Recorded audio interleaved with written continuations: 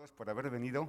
Yo creo que va a ser una sesión emocionante, porque les he de confesar que Daniel Lacalle ha venido con un gran esfuerzo.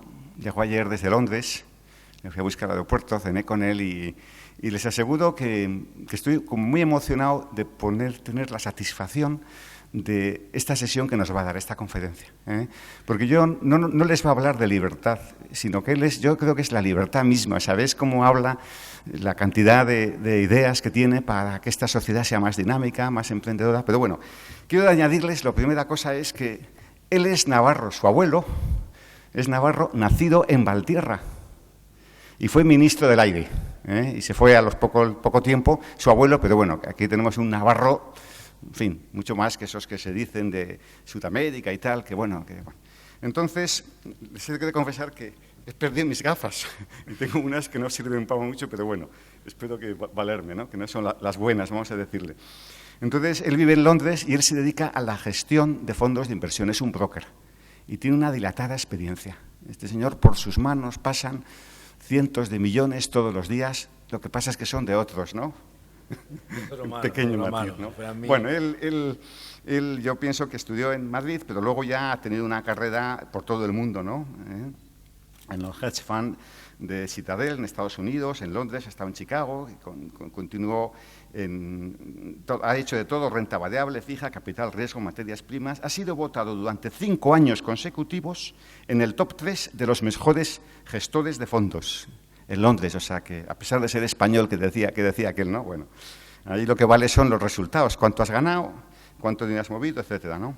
Y además, en el ranking de Thomson Reuters, que aquí hay algunos muy relacionados con la compañía, y bueno, en varias categorías, en concreto en estrategia general, petróleo y eléctricas. También trabajó en un banco de inversión, etcétera, etcétera, etcétera. Él es bastante famoso también porque, entre otras cosas, escribe en elconfidencial.com, y son artículos como muy agresivos. Escribe también en el The Commentator, está también en la televisión CNBC de Inglaterra, y también escribe en The Wall Street Journal. Ha escrito 2 libros. Yo le he de confesar que primero me leí Nosotros los mercados, y me impactó tanto. Y entonces un día está por ahí José María Íñigo, que le va a fastidiar que le nombre, y me dijo: tendrías que traer a pero será imposible. Yo ahí cogí y a viejo amigo le dije: lo voy a traer, y teníamos una amiga común que me lo consiguió. Pero yo les aconsejo que este libro, lo acabo de sacar, va por la 3ª edición, es Viaje a la libertad económica, ¿por qué el gasto esclaviza y la austeridad libera?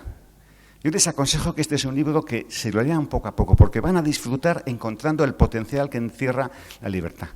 Bueno, eso por un lado. Los consejos de siempre: que me apaguen los móviles.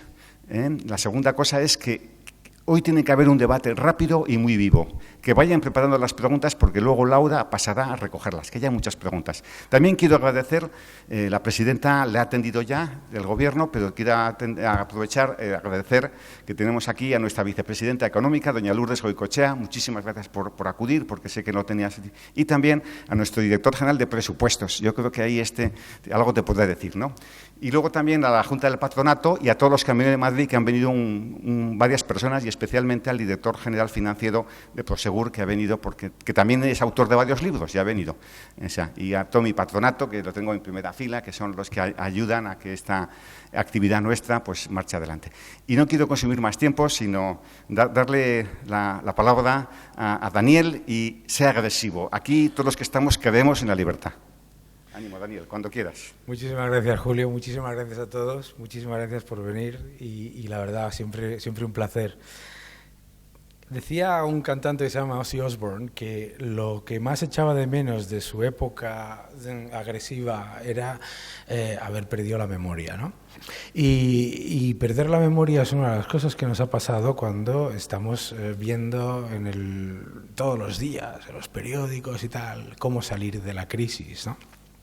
Y una de las cosas que nos parece francamente curiosa, una cosa que me pasó: estaba yo montado en el metro en Londres, iba yo leyendo, y claro, yo como tengo pinta de guiri, los españoles cuando hablan alrededor mío pues no se dan cuenta.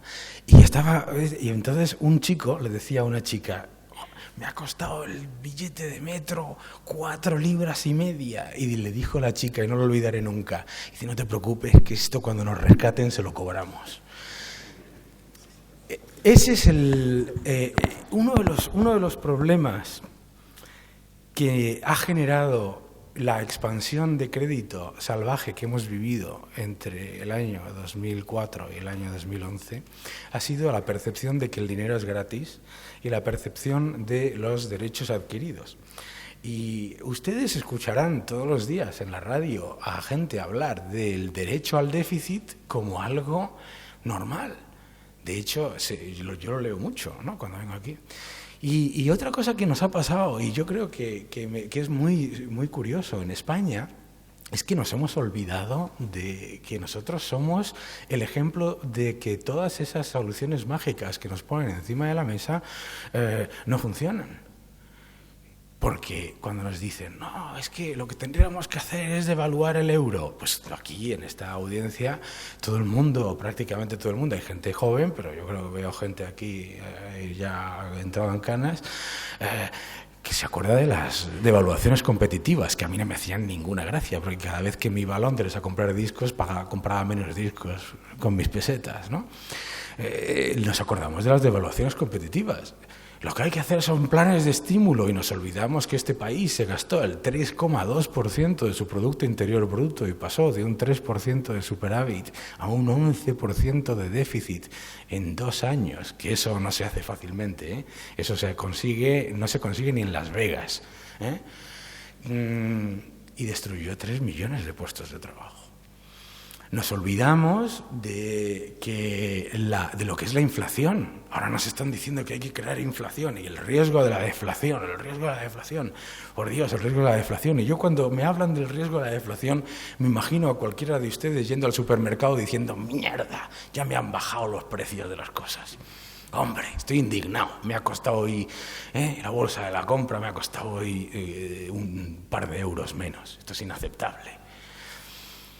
¿Qué es lo que ocurre? Ahora nos dicen que un poco de inflación es buena. ¿Por qué un poco de inflación es buena? El sábado estaba yo en un programa de televisión con un economista catedrático de la Universidad de Barcelona y decía, si hay un 10% de inflación, cada año debemos un 10% menos y en 10 años lo hemos pagado todo.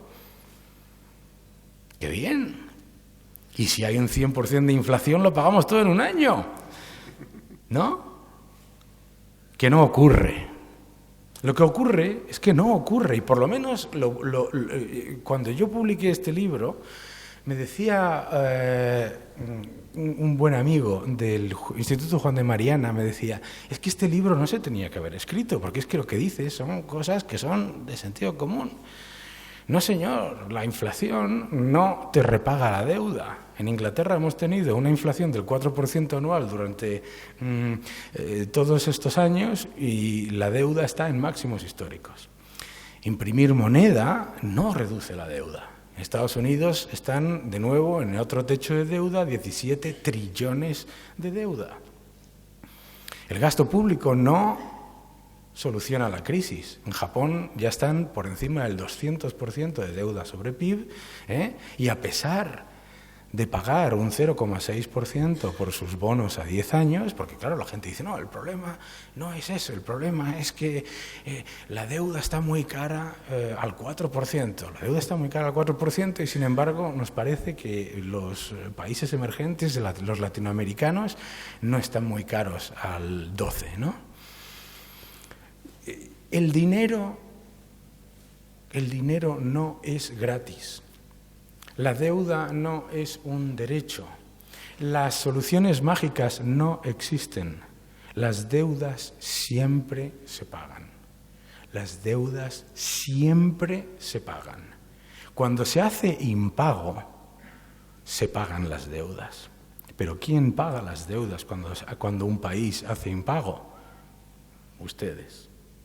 ¿Qué pasa cuando un país hace impago? ¿Qué crédito tienen las pymes? ¿Qué crédito tienen las familias? ¿Qué crédito tienen las empresas? Ninguno. El problema de las soluciones mágicas, la solución a la crisis es muy sencilla. Hay que gastar más, endeudarse, inflacionar y devaluar. Solucionado. Si esa es la solución, ¿por qué los países que lo hacen no tienen pleno empleo? Porque hay países que lo llevan haciendo 20 años, ¿no? Deberían estar con pleno empleo, vamos, de hecho deberían estar importando, ¿no? Porque países que aumentan su masa monetaria un 18% anual deberían estar importando empleo. Pues porque no es cierto, es que simplemente es falso, es que es falso.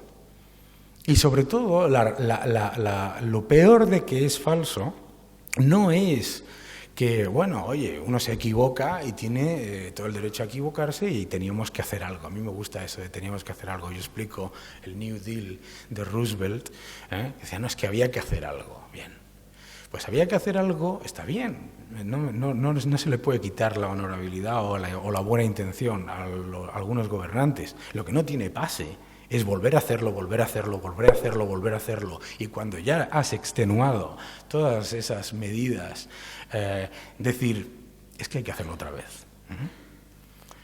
Porque ahora nos están poniendo, es absolutamente impresionante que además ya hemos llegado a un nivel de morro, hablando en plata, que yo vengo aquí a España y escucho cosas como no solamente no tenemos que pagar la deuda, sino que además nos tienen que prestar más. Y encima más barato. Ay, hombre, claro. Eso se llama donación. Y las donaciones existen, pero no en un 7% anual del PIB. Y al final, la cuestión fundamental es la siguiente. Hay 3 números que todos deberíamos tener encima en la cabeza. 5, 8, 20. Europa es el 5% de la población mundial, el 8% de su Producto Interior Bruto y el 20% del gasto público. Hay un problema en esa ecuación.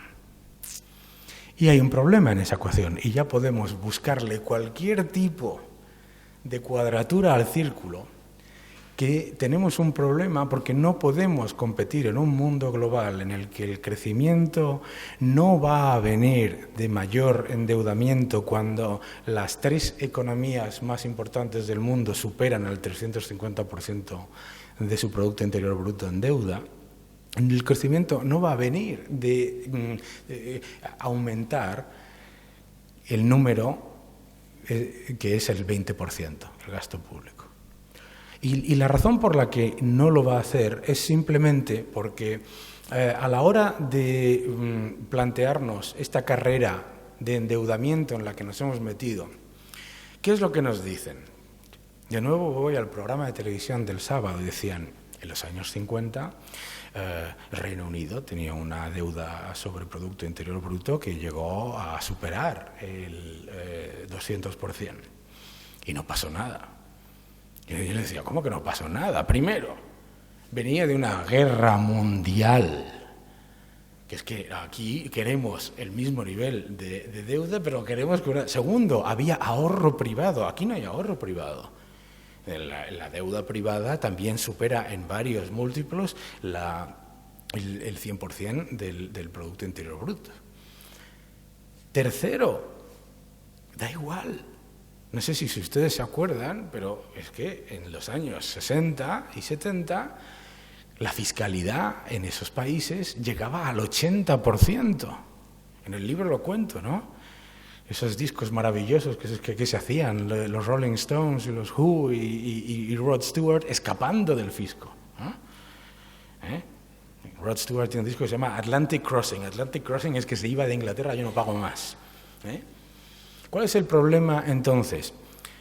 Primero, es una auténtica aberración y además es un insulto a todos los muertos intentar comparar una crisis de exceso de endeudamiento y de exceso de privilegios con una crisis generada después de una guerra mundial.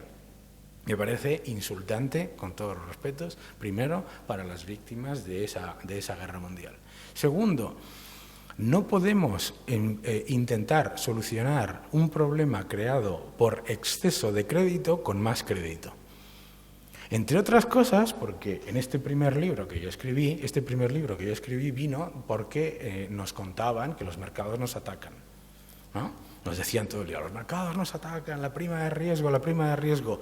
¿Y por qué nos preocupa? Porque ¿a quién no le preocupa? ¿Por qué este libro no tiene éxito en Alemania? Pues no tiene éxito en Alemania, no es que no tenga éxito en Alemania, no lo sé, lo intentaré publicar. Pero vamos, ¿por qué este éxito no tendría éxito? Porque tienen superávit. Porque no les importa si el coste de la deuda es un 3, un 2 o un 1. Entre otras cosas, porque si la dictadura de los mercados es cierta, lo último que deberíamos hacer es endeudarnos más. Y si la dictadura de los mercados es falsa, también. Lo curioso de esta situación perversa es que nos hemos autoconvencido de que tenemos el derecho global a acumular una deuda que no le permitimos a los países emergentes, que no le permitimos a ninguna otra economía, sin embargo, que tienen recursos naturales, que tienen competitividad, que tienen crecimiento y que tienen capacidad de atraer capital. Y sin embargo, nos concedemos a nosotros mismos el derecho a acumular una deuda que A, no podemos pagar, B, no nos podemos permitir, y que, sobre todo, y eso es lo que me parece más insolidario de todo, no tenemos ningún tipo de miramiento en denegarle a los países emergentes. Que no olvidemos que cuando estamos hablando de muchos de estos países que ahora consideramos que están al borde del colapso, algunos de ellos tienen una deuda sobre PIB del 40%. Y nosotros decimos, no, con un 100% de deuda sobre PIB no pasa nada, porque Japón tenemos menos deuda que Japón. Y tenemos menos deuda que Japón. Y tenemos menos deuda que Japón. Pero Japón se gasta el 22% de su presupuesto anual en pagar los intereses de la deuda, y los intereses y los tipos de su deuda son el 0,6%. El 22% de su presupuesto anual en pagar intereses de la deuda, pagando un 0,6, prácticamente nada, por su deuda. Entonces, la deuda sí importa. Y la deuda importa mucho. Y sobre todo, entender, como explico en el libro, que en el tema del exceso de endeudamiento, esto no es una carrera a ver quién gana, es una carrera a ver quién pierde. ¿Por qué? Muy sencillo. Japón, Estados Unidos y Reino Unido. Todos ustedes me podrán decir, tienen más deuda que nosotros, el déficit es más alto, todo lo que ustedes quieran. Estos tres países atraen capital. ¿Qué es lo que ocurre cuando todo el mundo dice, vamos a copiar? Adelante, todos juntos empezamos a ir hacia el precipicio. Solo tenemos una deuda sobre PIB del 60%, solo tenemos una deuda sobre PIB del 70%, solo del 80%, está bajando la prima de riesgo, endeudémonos más, están bajando la prima de riesgo, endeudémonos más, la política de la cigarra. ¿Y qué es lo que ocurre? Que nos vamos acercando al precipicio. Y cuando nos acercamos al borde del precipicio, sea los países emergentes, sea Rusia, sea el que sea, ¿qué hacen? Usted cae y ¿quién queda como activo de menor riesgo? Japón, Reino Unido y Estados Unidos. Si nosotros llevamos una política en la que detraemos capital y además nos endeudamos, ¿qué es lo que ocurre? Que somos candidatos números 1 a perder esa carrera. Y cuando perdemos esa carrera, empezamos de nuevo, pero empezamos desde atrás.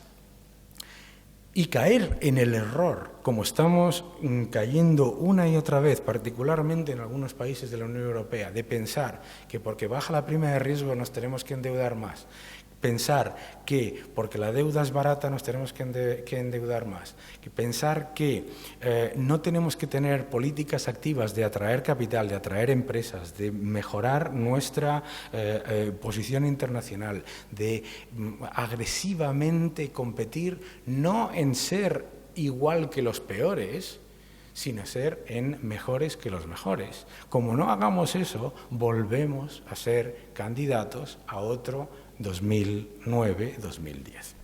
Volvemos a ser candidatos a ese. Y precisamente en un entorno como el que estamos teniendo ahora, en el que empezamos a crecer, empezamos a salir de una crisis que además habíamos negado, y esto es muy importante entenderlo. España es el único país de los que yo analizo que cuando pinchó la burbuja inmobiliaria y de obra civil, y nunca olvidemos las palabras de obra civil, porque es que siempre la quitamos de ahí, la redoblamos la apuesta. Y por lo tanto nosotros tenemos un problema de diagnóstico constante. En España existe un problema de diagnóstico constante. ¿Por qué? ¿Qué se dice? Tiene que volver el crédito. ¿Volver el crédito a qué? ¿Volver a tener el 320% del PIB endeudado? ¿Volver a tener 190.000 millones de crédito promotor imposible de pagar? No, el crédito no va a volver, ¿no? Porque el punto de mira del que partimos cuando hablamos de volver era el exceso. Entonces, el hecho de poner el principio de la crisis en el 2007 es el principio del error de diagnóstico que nos lleva a escuchar no una, ni dos, ni tres, sino 16 veces en el debate de los presupuestos nacionales, el del Estado de la Nación, el debate del Estado de la Nación, que no tenemos un problema de gastos, que tenemos un problema de ingresos. En España, la burbuja inmobiliaria y de obra civil generaba 50.000 millones de ingresos extraordinarios a los que nos adaptamos inmediatamente generando gastos muy reales y no extraordinarios de obra civil y de burbuja de obra civil y de inmobiliaria. Y esos ingresos no van a volver. E intentar rascar de lo que ha quedado para sacar esos 50.000 millones nos mete otra vez en el mismo error del año 2009. Porque tenemos una recuperación, pero la recuperación es muy frágil. Y todo el mundo nos está mirando. Esto es lo que es importante que los españoles tengamos en cuenta. Todo el mundo nos está mirando como... Puede ser que España sea uno de los pocos ejemplos de éxito de una austeridad expansiva, después de Estonia y de esto. Puede ser. Lo que pasa es que lo que es preocupante es que nos lo planteemos como que lo peor ya ha pasado y que ahora no hay nada más que hacer y que lo que hay que hacer es vivir la recuperación. No, lo que es importante es que todo el mundo entienda que estamos en la fase A de reconocer el problema, que todavía queda la B, la C y la D. Y la B, la C y la D es que nosotros tenemos que volver a tener la prudencia presupuestaria que teníamos. Que no se puede este país no puede endeudarse 70.000 millones cada año, porque empiezas cada vez acercándote más al precipicio. Y este país no puede volver a caer en el error de no atraer capital. Y de pensar que entre nosotros, en nuestro corralito, vamos a ser capaces de salir de todo. Necesitamos atraer capital de una manera espectacular. Y la importancia de atraer capital es precisamente para perder puestos en la lotería de a ver quién pierde la carrera de la deuda. Y lo bueno que tiene España es que, incluso en medio de la crisis, es que todo el mundo lo ve como un país de oportunidades. Todo el mundo. Yo vivo en el extranjero y como la gente me decía, no, el mercado nos ataca, los extranjeros nos miran con mal, tal, nos tienen envidia. Me decían, ¿nos tienen envidia de qué? No sé, pero bueno, nos tienen envidia. Nunca, no es cierto.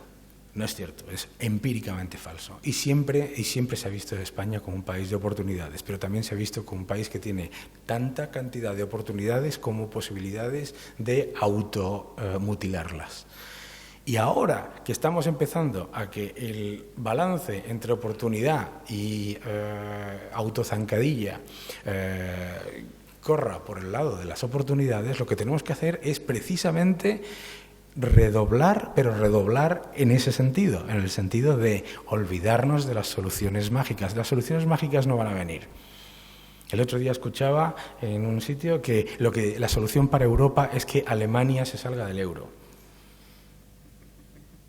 O sea, escúchenme un momento, esto es fantástisto. Imagínense en la facultad que dice, no, es la solución, como suspendemos todos, la solución es que los que aprueban se vayan y así aprobamos todos.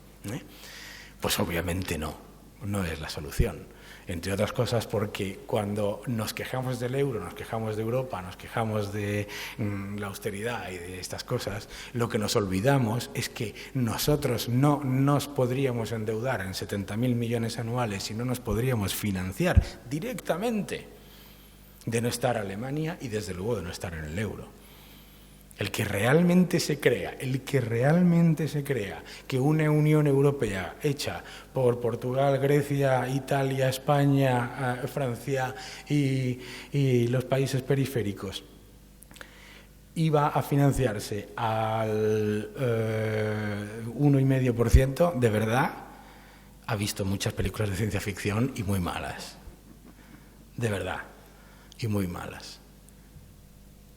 Entonces, lo que yo busco con este libro es recordarle a la gente, primero, que las soluciones mágicas no existen. Segundo, que los ejemplos que nos están intentando poner como la opción para salir, no nos podemos fijar en lo malo que es gastar, endeudarse y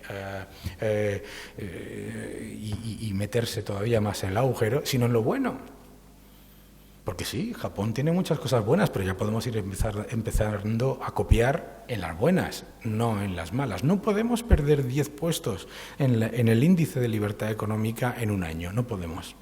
Eso debía ser primera página de todos los periódicos y eso no puede pasar. Eso no puede pasar en un país que necesita capital y necesita crear empleo para reducir el desempleo estructural que tiene, que es demasiado alto. Y esas son las cosas que nos tienen que indignar. Lo que nos tiene que indignar no es no poder gastar más o no poder endeudarnos más porque la Unión Europea no nos deja tener un déficit. ¿Qué déficit queremos? ¿Un 11% otra vez? Un 11%, les recuerdo, son 100 y pico mil millones, 116.000 millones. Es que muchas veces cuando hablamos de esto de los porcentajes nos olvidamos de las cantidades, A mí me gusta hablar de las cantidades. No podemos gastar 492.000 millones al año. Y esa es una realidad. Y entonces, una vez que lo tengamos claro, no tenemos nada más que oportunidades delante de nosotros. Y hay que potenciar el autoempleo, hay que potenciar a las pequeñas y medianas empresas que son las que generan el 70% del valor añadido en este país. Hay que olvidarse de las subvenciones, hay que olvidarse de alimentar el leviatán de un Estado hipertrofiado. Y sí, el Estado es elefantiásico, sí es elefantiásico comparado con lo que es la economía. Cuando no se puede entrar en un debate en el que se diga tenemos menos gasto público que Francia, pero ¿desde cuándo ha sido Francia un ejemplo? Es que a veces cuando uno ve la situación en la que está, yo tengo mi compañero de trabajo que está aquí a mi izquierda en el fondo, que es francés, que es parisino, decía, pero bueno, es que no ven lo que está pasando en Francia, es que no ven lo que están teniendo que hacer por haber metido la cabeza en el agujero y llevado la política del avestruz. Y yo creo que una vez que tengamos claro todo eso, y yo creo que lo estamos empezando a ver, porque vamos a ver crecimiento y creación neta de empleo en un entorno que se supone, según todos los economistas estos de burbuja inmobiliaria, que es imposible, vamos a ver que funciona. Y una vez que veamos que funciona, entonces es cuando la población dejará de funcionar con el chip de la tarjeta de bingo. Porque como todos los que hayan jugado al bingo alguna vez saben, siempre pierdes. La realidad es que tenemos por delante un crecimiento durante los próximos 10-15 años en el que las economías de la OCDE no van a crecer al 4%. La realidad es que vamos a tener dificultad para competir porque el entorno de producción industrial global ya no depende de que China siga haciendo ciudades fantasma. ni los chinos quieren seguir haciéndolas, por otro lado.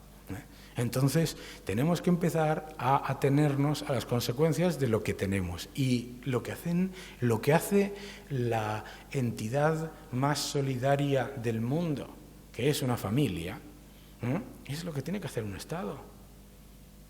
Lo que tiene que hacer un Estado es gastar menos de lo que ingresa, no intentar buscar ingresos que justifiquen lo que gasta. Muchísimas gracias.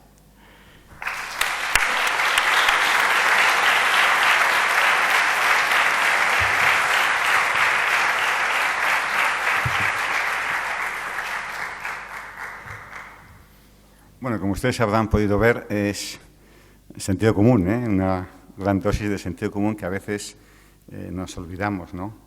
Entonces, yo aquí tengo algunas preguntas que me han pasado antes de la reunión, que casi voy a aprovechar.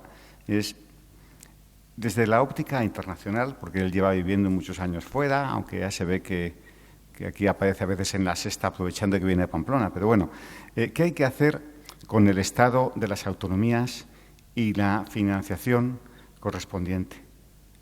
¿Qué hay que hacer con las autonomías desde la perspectiva de una persona que trabaja en la City de Londres hace muchos años? Y además, o sea, prescindiendo de la mentalidad española, sino desde fuera, ¿cómo se ve? Venga.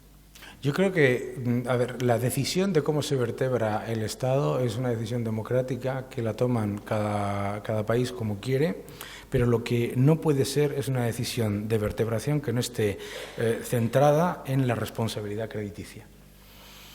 Que en Estados Unidos hay más de 50 estados, fenomenal, pero que Texas no financia a Alabama, también. Entonces, hay una cosa que es la responsabilidad crediticia y el concepto del derecho al déficit por comunidad, pues obviamente, claro, lleva a la perversión de los porcentajes. El 1,6% del PIB de cada comunidad, que es lo que ocurre, que sumas 17 y es el 17% del PIB, ¿no? Vamos a ver. A mí me parece que la fiscalidad y la administración tiene que estar lo más cerca de los ciudadanos y de las empresas que funcionan. Eso siempre tiene que ser así. Porque si no, lo que se convierte es un Estado centralista y los estados centralistas, los hemos visto, pues ahí tienen Francia y tampoco funciona.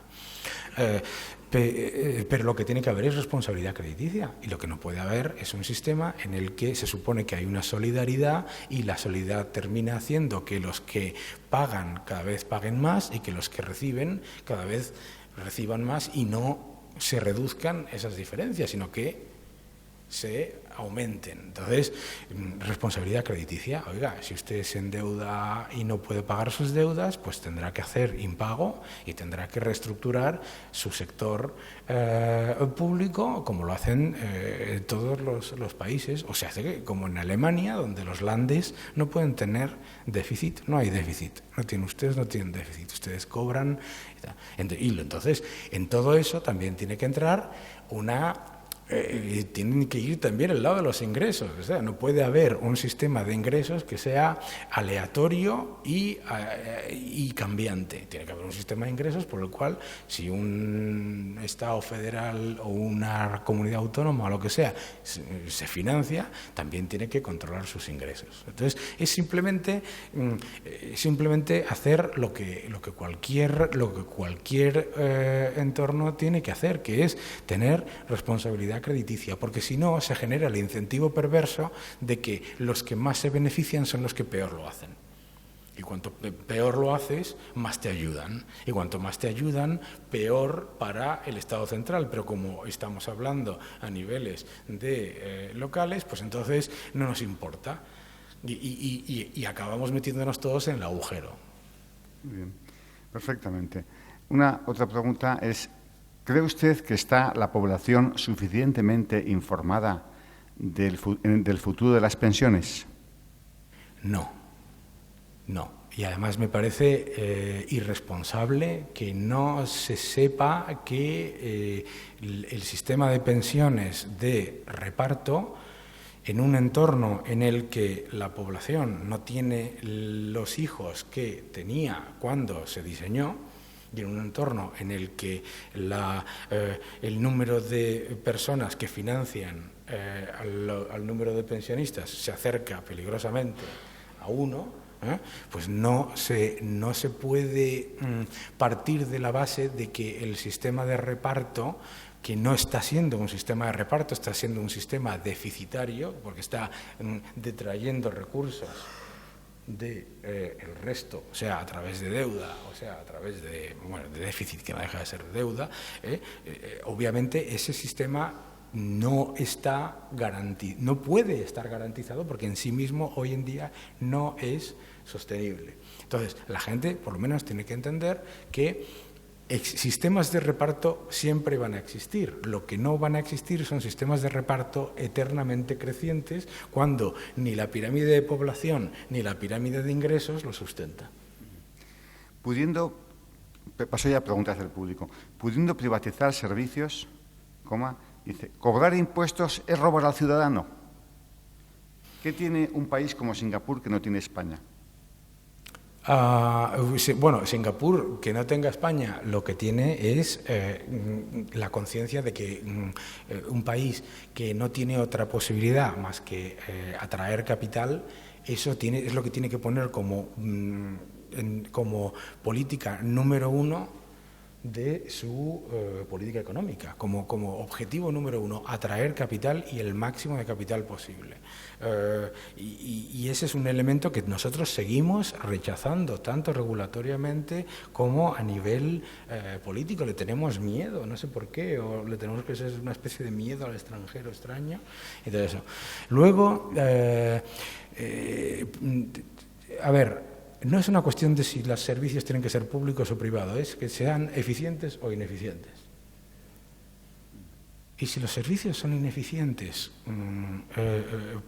gestionados por el sector público, pues lo que hay que buscar, como se ha hecho en Suecia, paraíso de muchos ejemplos, como se ha hecho en tantos otros países, es buscar alternativas para que no sea eternamente oneroso para el ciudadano. Lo que no puede ser es que haya un mantra que diga que todo esto lo tiene que hacer el Estado, porque siempre se ha hecho así, y todo esto lo ha hecho el sector privado. Oye, a lo mejor hay cosas que las hace mucho mejor el Estado, fenomenal, si las hace, pero analicémosla igual que cualquier, porque aquí es una cuestión de el gasto con respecto al servicio que recibes.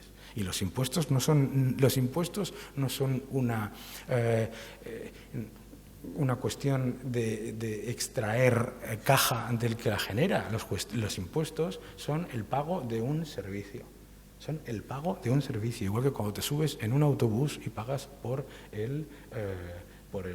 y si no lo vemos de esa manera, de que es el pago de un servicio, estamos abocados al mismo problema que se han encontrado en Argentina.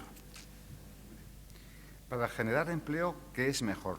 ¿Dar subvenciones a las empresas de acuerdo a criterios del Gobierno o de Hacienda? ¿O bajar incentivos, bajar el impuesto de sociedades? ¿O, por el contrario, bajar las cuotas de la seguridad social de los empresarios? Sí. A ver, las subvenciones en general tienen un problema. Las subvenciones normalmente se hacen a lo que los gobiernos consideran sectores estratégicos. Y cada vez que oigo la palabra estratégico me pongo a temblar. Porque cada vez que oigo la palabra estratégico pienso pérdidas.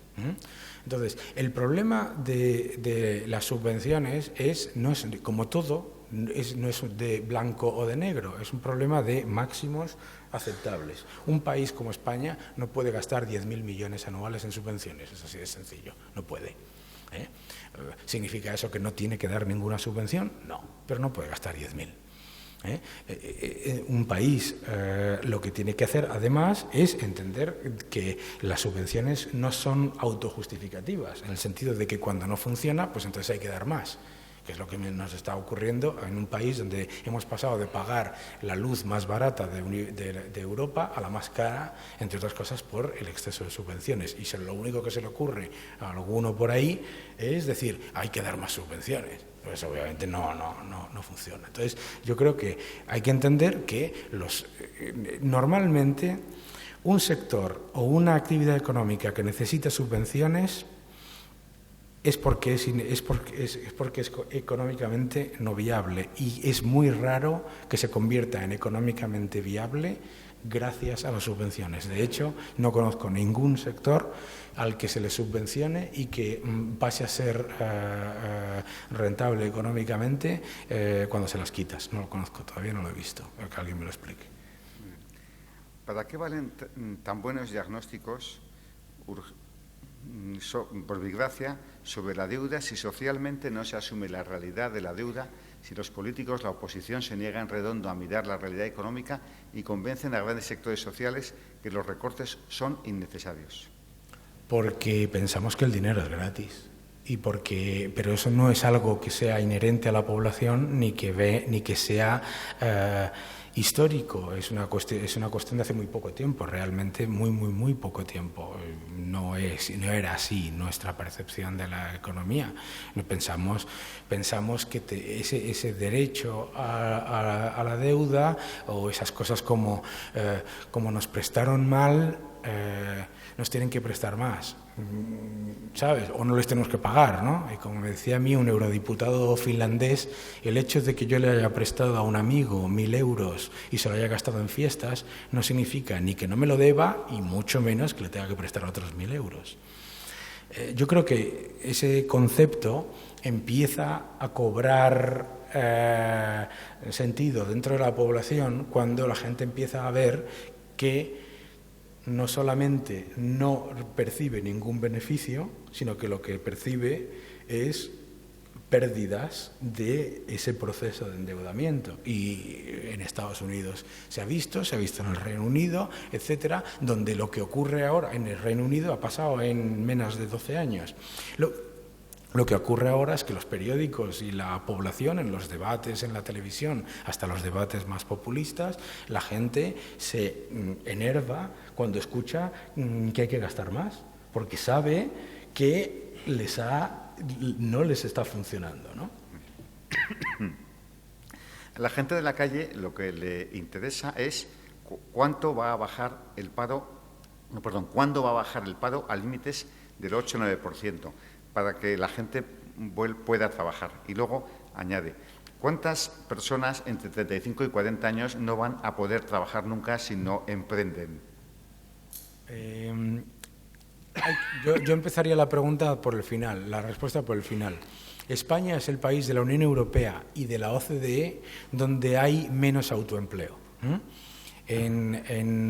La media de la Unión Europea es que de los universitarios, entre el 30 y el 40% se cree su propio empleo al salir de la carrera. En España no llega al 3%. En Estados Unidos, de la fuerza laboral, prácticamente más del 20% de la fuerza laboral que tiene más de 45 años es emprendedora en algún momento de su vida laboral. Hay que empezar a entender que el concepto de colocarse no funciona ni con las drogas, ¿no? Y yo tuve la suerte de conocer al bajista de Motorhead, ¿no? Que ha sido drogadicto durante 50 y tantos años, y decía...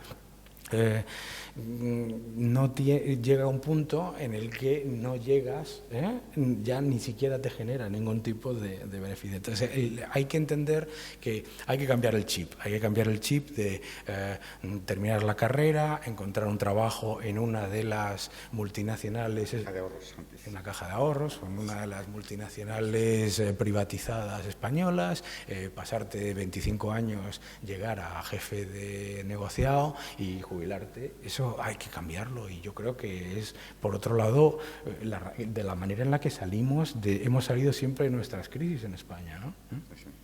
Muy bien.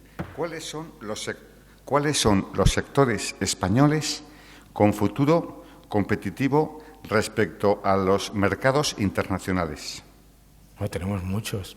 Yo creo que, fíjate, hay una cosa que a mí me parece que además, en esa falta de honestidad intelectual de los economistas de la burbuja, que nos rompen la cabeza en los medios día tras día, nos olvidamos de que este país está en récord absoluto de exportaciones, con un euro supuestamente altísimo y una Alemania malvada y un Banco Central Europeo agotador, ¿no? Y que tenemos, lo estaba diciendo el otro día, 8.900 nuevas empresas exportadoras, ¿no? Que tenemos, tenemos muchos sectores que compiten muy bien internacionalmente, muchísimos tenemos.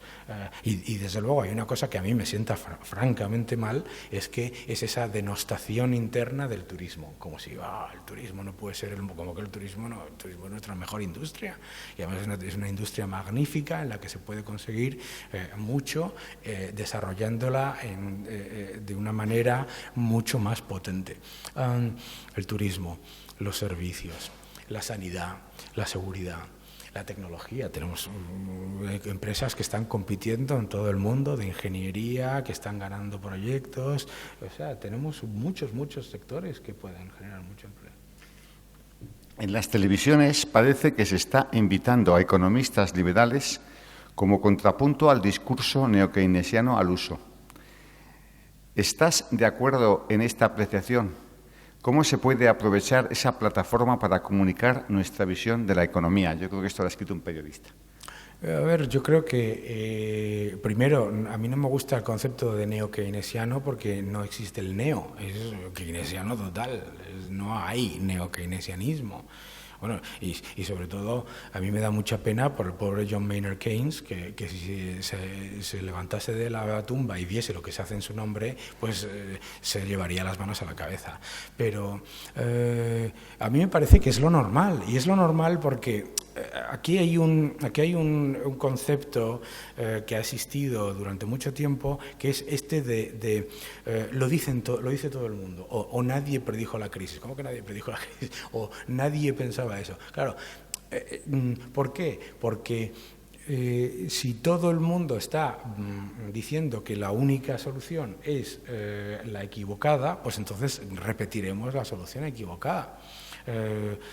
No es una cuestión de enfrentar visiones económicas de un lado o de otro, sino que la gente sepa qué es lo que se hace, qué es lo que se puede hacer, qué es lo que no se puede hacer, qué es lo que unos y otros proponen, y que la gente decida, que no nos entreguemos a es que lo dice el ministro, o que lo dice no sé quién, o que lo dice Daniel, dice tonterías, ¿no? ¿Se puede salir de la crisis vía redistribución de la riqueza y no solo por la atracción de capitales? ¿Qué tiene que decir sobre la desigualdad? A mí la desigualdad no me importa tanto como me importa la riqueza, y lo que me importa no es generar riqueza, sino generar prosperidad. O sea, la desigualdad es un concepto que, les voy a poner un ejemplo. Entre 1980 y 1990 en el Reino Unido aumentó la desigualdad en 4 puntos. Y aumentó la riqueza de las clases más bajas un 65%. ¿Qué es lo que a mí me interesa? A mí lo que me interesa es que las clases bajas y medias florezcan, y que si hay gente que gana mucho más dinero, pues que les vaya muy bien. A mí lo que me importa, el concepto de desigualdad nace como gran concepto mediático cuando empiezan las políticas de represión financiera. Fíjate qué casualidad. Cuando empiezan las políticas de represión financiera que se han llevado por delante a la clase media a base de impuestos, de repente economistas defensores de la represión financiera, que es aumentar la inflación, devaluar las monedas y meterles impuestos a todos ustedes, todo lo que se pueda, y aumentar el gasto público, como Stiglitz o Krugman, entonces de repente se llevan las manos a la cabeza de que aumenta la desigualdad. Digo, pero si es que ¿cómo va a aumentar la desigualdad si le estamos cercenando la renta disponible a la gente? La única manera de generar prosperidad es crear riqueza, no es nos está vendiendo una especie de sistema de suma cero que es falso. Entonces, claro, yo decía en la televisión, es que yo quiero que haya más ricos. Me dicen, es que si hay más ricos, hay más pobres. Digo, no. Lo que yo quiero es que haya más gente que genere riqueza y prosperidad. Y la desigualdad se reduce precisamente cuando aumenta la prosperidad, que es lo que ocurrió después del proceso de salir del Erial. Recordemos que el Reino Unido era el enfermo de Europa en 1977. Estaba condenado, decía Henry Kissinger, a pedir, mendigar o robar. El Reino Unido, año 77, estamos en el año 2014 y es una de las economías más prósperas, tiene un 7% de paro con 150.000 inmigrantes netos anuales y genera riqueza. Bueno, pues eso es lo que tenemos que buscar. No tenemos que, o sea, el concepto de redistribución parte de un error fundamental y es pensar que el que recibe no se va a quedar ahí. Y nosotros somos el ejemplo maravilloso. Cuando ves vuestro análisis de las regiones, pues fíjense, el modelo redistributivo en Andalucía lo que nos ha llevado. El modelo redistributivo a que baje la renta disponible, baje la riqueza, aumente el paro y el que recibía 500 euros diga, bueno, con 400 me da igual porque estoy viendo Sálvame de 4 a 8 de la noche, ¿sabes? Entonces, pues no, me da igual, ¿no? Es que es así de triste, ¿no? Y es así de triste, y comento en el libro el ejemplo de Venezuela. El ejemplo de Venezuela es una tristeza, como país que adoro, es una tristeza que a mí me rompe el alma, ¿no? Ese concepto de crear pobres para crear clientes, porque ese es el problema. El problema de los estados redistributivos es que lo que hacen es crear pobres para forzar clientelismo. Porque claro, cuando tú creas pobres que no tienen ninguna otra posibilidad más que recibir las migajas que tú le das, ¿qué es lo que pasa? Que cuando les bajas las migajas siguen siendo tuyos. Ese es el problema para mí de los sistemas redistributivos. Luego, importancia de la marca España para atraer inversiones. Aquí ha estado hace poco Carlos Espinosa de los Monteros, alto comisionado de la marca España, que nos explicó muchas cosas, pero la importancia de la marca España para atraer inversiones. Yo no creo en la marca nada. La marca no se hace, ¿no? Coca-Cola no es Coca-Cola porque un comité decidiese que fuese la marca más importante del mundo, ni Apple, ¿no? La marca se hace consiguiendo y llevando a cabo, siendo líder. Y nosotros no necesitamos una decisión ni gubernamental ni de un comité para decir que España es un país de grandes oportunidades, porque nadie lo duda. Es que nadie lo ha dudado. Otra cosa es que si nos sentamos a decir cosas como que nos tenemos que salir del euro, no tenemos que pagar las deudas, que pensemos que hay algún loco que vaya a comprar bonos del Estado o invertir en el país. Eso es otra cosa. Pero yo creo que es que la marca España nunca ha dejado de existir y que lo que crea esa marca y lo que va a generar que esa marca continúe siendo una señal de oportunidad es predicar con el ejemplo. Muy bien. Aquí 4 preguntas de la misma persona, que por eso igual puede ser más breve. ¿Esto es solo una crisis o se trata de un cambio de sistema? Es un cambio estructural, claro, es un cambio estructural que estaba basado en una economía, que estaba basado en una producción industrial que solamente podía crecer y en un crecimiento basado en el crédito y la construcción, ¿no? Entonces, bueno, eso, claro, a medida que vas teniendo países que van alcanzando su cenit en ese nivel, porque no se necesita más, no se necesitan más acerías en China, cuando el 30% generan pérdidas, no se necesitan más ciudades fantasmas. ¿Qué es lo que ocurre? Pues que se llega al final de un modelo. ¿Es eso malo? No, es simplemente un cambio a un modelo que en vez de estar basado en la industria, está basado en el consumo. Bien. Otra de las preguntas que ha hecho este señor, ¿puede aumentar el PIB de España reduciéndose las importaciones energéticas y fomentando las energías renovables? Si las energías renovables son más baratas que lo que importa, sí. Claro, el concepto es un concepto de coste, obviamente. Si tú eres capaz de generar energía solar a un coste más barato que el petróleo que importas, pues eso es un efecto positivo sobre el PIB. Si la energía solar te cuesta 4 veces más que el petróleo que importas, es un efecto negativo. Entonces, no es una respuesta sí o no, es una respuesta de coste y de coste de oportunidad. El otro día me decían, Europa depende de Rusia en el gas. No, Europa no depende de Rusia en el gas. Europa compra el gas a los rusos más barato que las oportunidades alternativas. Entonces, Rusia depende de nosotros y nosotros dependemos de ellos, pero si hubiese algo más barato, no dependes de, ¿no? El concepto, además de dependencia, es un concepto autárquico, casi franquista, de las economías, que es decir, no, lo nuestro, aunque sea más caro, es mejor que si lo hacen los extranjeros. No, nos beneficiamos todos como una economía global si el barril de petróleo que importamos es más barato que el molinillo que hacemos nosotros, nos beneficiamos todos.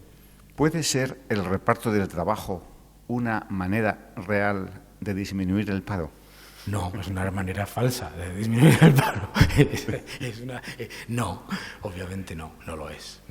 El reparto de trabajo no es es de nuevo el concepto de colocarse no, eso no es lo que hay que hacer. Lo que hay que hacer es crear trabajo, no decir lo que yo hago, que lo hagan 3 personas por 1/3 del coste. No tiene ningún sentido, es todo lo contrario.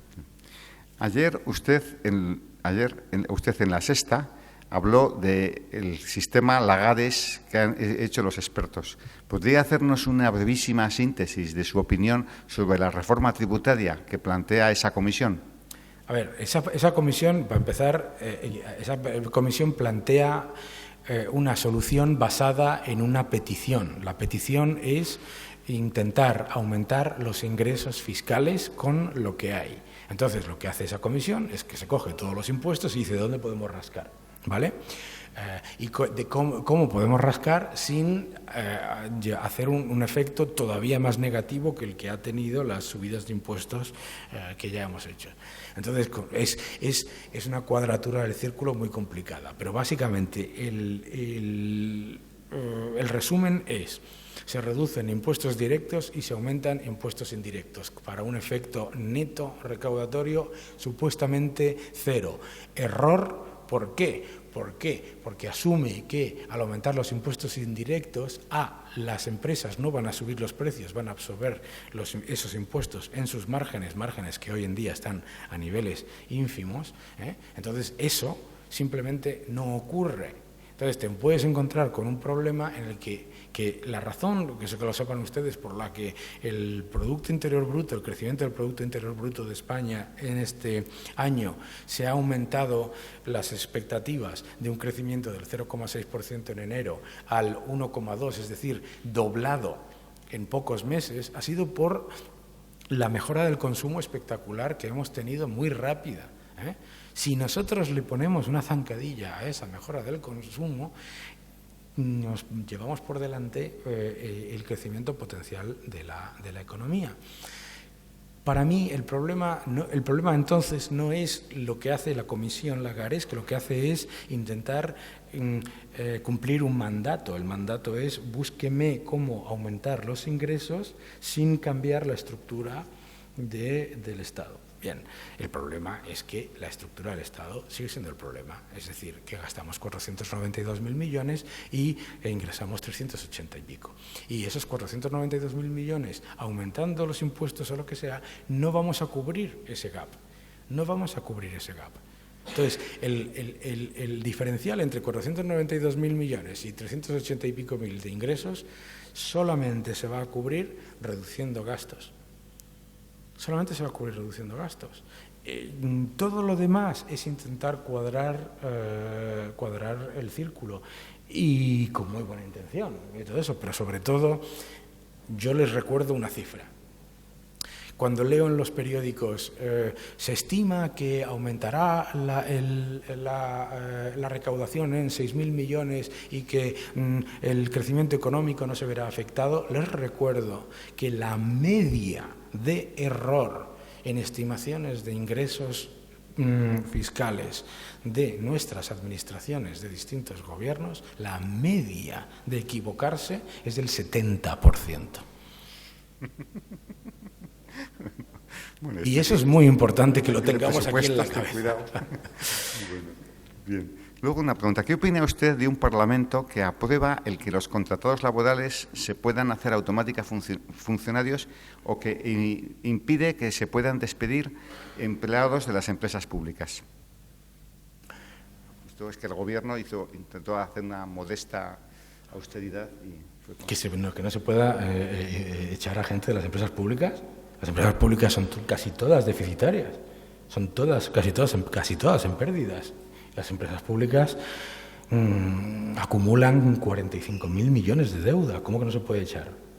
Que eso es... El Parlamento aprobó que no se puedan... ¿En España? No, aquí en Navarra. Es que tenemos un Parlamento especialmente, vamos a ver, díscolo, que está por la nueva economía, pero no la que tú explicas, Daniel, sino otra economía. La economía del unicornio, ¿no? Porque si tú tienes unas empresas públicas que pierden dinero y que no generan nada más que deuda que todos los ciudadanos pagan, tú no estás sosteniendo empleo, tú lo que estás es subvencionando empleo con los impuestos de los demás y con la deuda del Estado. Es decir, el empleo de esas personas lo está pagando tus hijos y tus nietos en sus impuestos futuros, ¿no? A mí me parece, hombre, las empresas públicas, para empezar, recordemos que las empresas públicas tienen como objeto llevar a cabo unos servicios eficientes y con el menor coste posible. Está en la misión y valores de por lo menos de 2.000 de las que yo he mirado. Pues no puedes cercenar la posibilidad de manejar el coste más importante de ellas, que es el salarial. Pero en cualquier caso me parece, vivir en el mundo de los unicornios. Eso lo puedes prohibir, que vendrá un señor de Bruselas y te dirá se desprohibió. Y luego lo del paso automático de todos los contratados laborales a funcionarios, que también lo ha aprobado el Parlamento Foral de Navarra, que hay varios miembros que pueden ser testigos, ¿no? Hombre, pues eso me recuerda, eso ocurrió en Argentina. Eso ocurrió en Argentina. En Argentina, cuando yo estaba en medio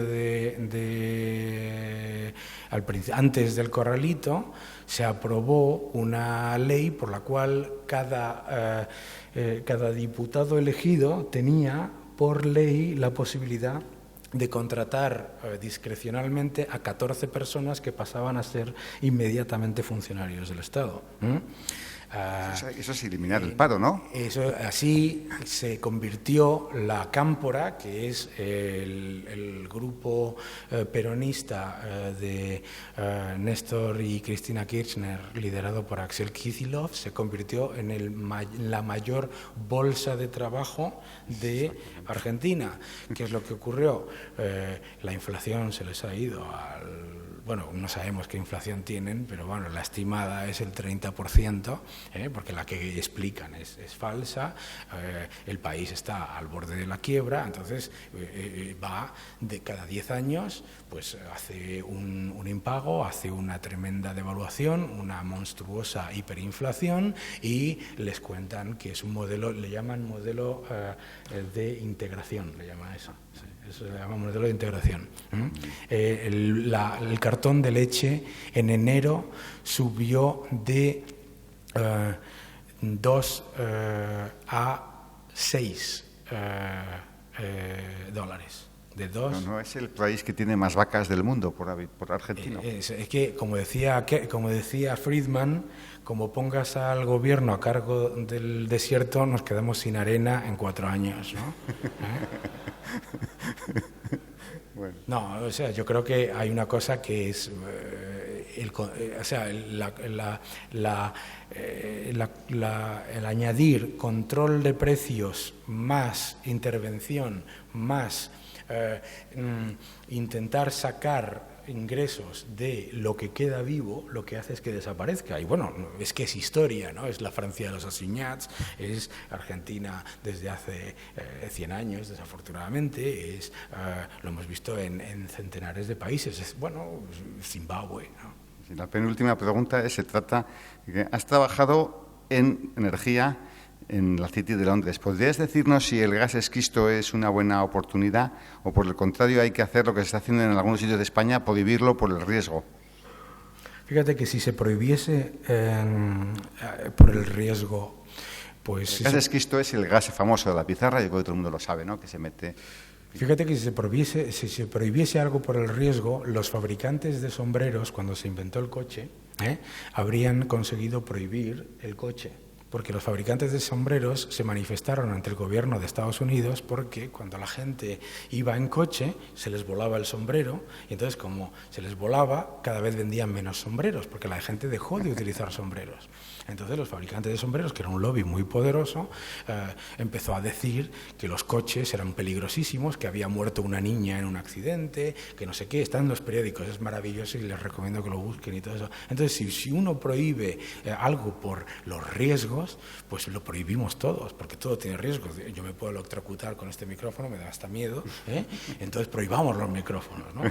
Prohibamos. Y no les quiero decir lo que hubiera pasado, imagínense ustedes, si se hubiese prohibido, como se decía en los años 80, se quería prohibir en los años 80 la exploración en aguas profundas, porque era demasiado profundo, ¿no? Y no se sabía lo que podía pasar ahí abajo. Claro, no lo sabía el político, el ingeniero lo sabía perfectamente, ¿no? O sea, yo creo que todas las actividades, lo que no se puede hacer es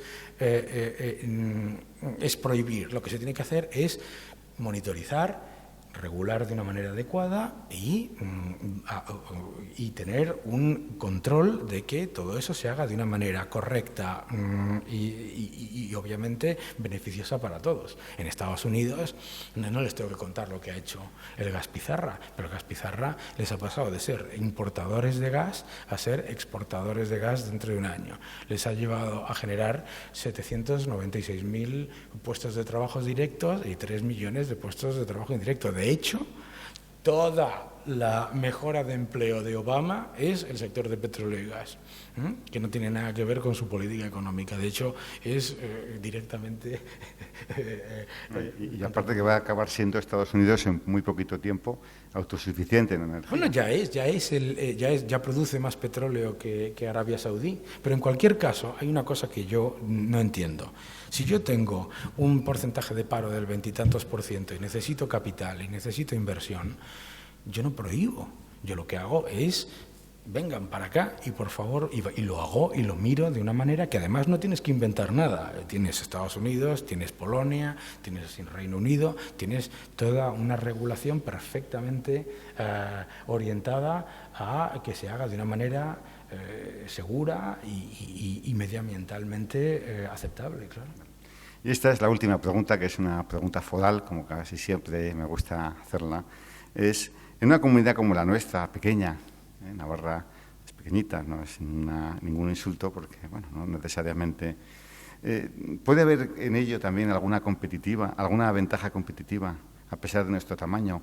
¿Qué hay en otros países? ¿Tú has visto ejemplos de cosas que aquí pudiesen servir? Si la geoestrategia aquí también puede ayudarnos en algo, nuestra posición. Yo no sé si alguien mira en el mapa, ¿no?, y ve Suiza, ¿no? Y Suiza está rodeado de enormes países, todos con enormes... y le va fenomenal, ¿no? El hecho de ser pequeño no es un problema, es una ventaja. Es una enorme ventaja, ¿no? Y el hecho de ser una comunidad pequeña, pues yo no veo a nadie en Delaware preocuparse de ser más pequeños que Texas o que California. Delaware es un estado de Estados Unidos donde tienen un sistema fiscal y un sistema de atracción de capital y de creación de empresas que es el más beneficioso de todo Estados Unidos. Entonces, ¿qué tiene Delaware? ¿Tiene petróleo? No. ¿Tiene gas? Pues muy poquito. ¿Tiene un clima fantástico para que los actores y actrices se pongan morenos? Tampoco. Pues, ¿qué es lo que tiene que hacer? Pues lo que tiene que hacer es atraer capital y atraer empresas y hacerlo atractivo para su economía. Y Delaware es uno de los estados que tiene menos paro de todo esto y más renta disponible de todos los Estados Unidos, incluido Texas. Entonces, el ser pequeño no es un problema, el ser pequeño es una gran ventaja, porque además estás rodeado, Navarra está rodeado a 150 kilómetros a la redonda de grandes centros industriales y empresariales en los que puedes atraer capital, en los que puedes convertirte en un centro neurálgico sin necesidad ni de gastarte 1.000 millones en un aeropuerto, ni de hacer nada. No tienes que hacer absolutamente nada más que abrir las puertas, abrir las ventanas y que entre, ¿sabes? Y que entre el aire. Y eso vamos, se consigue rápidamente, igual que ha pasado en Inglaterra con sitios que se decían, no, decía Leo de Gales nunca puede competir con Londres. Pues ahí está, compitiendo, claro, no solamente compitiendo, sino con una renta que crece y con una economía que va muy bien. Se puede.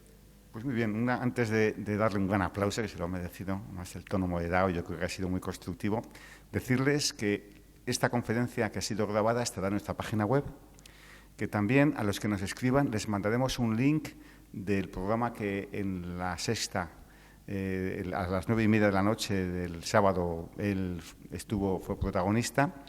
Y por último también anunciarles que el día 31 tendremos una conferencia del Comisario Europeo de Trabajo y Asistencias Sociales e Inclusión, que como aquí no hay sitio, lo haremos en Baluarte y que habrá traducción simultánea, el Comisario de Trabajo. Y nada más me queda el agradecer a Daniel el esfuerzo que ha hecho, si tiene que ir mañana, 2 días de no estar en el ordenador viendo cómo le queda un poquito de dinero del mover el dinero de los demás, el esfuerzo que ha hecho. Y además ya hay una cosa que le agradezco, es el tono moderado, equilibrado, constructivo, positivo, que ha dado a una charla que probablemente podría haber sido ultramontana. Y yo creo que se persuade mejor, las mejores ideas entran muy bien desde el tono moderado y amable que lo ha hecho, y por eso pido un gran aplauso porque quiero que vuelva.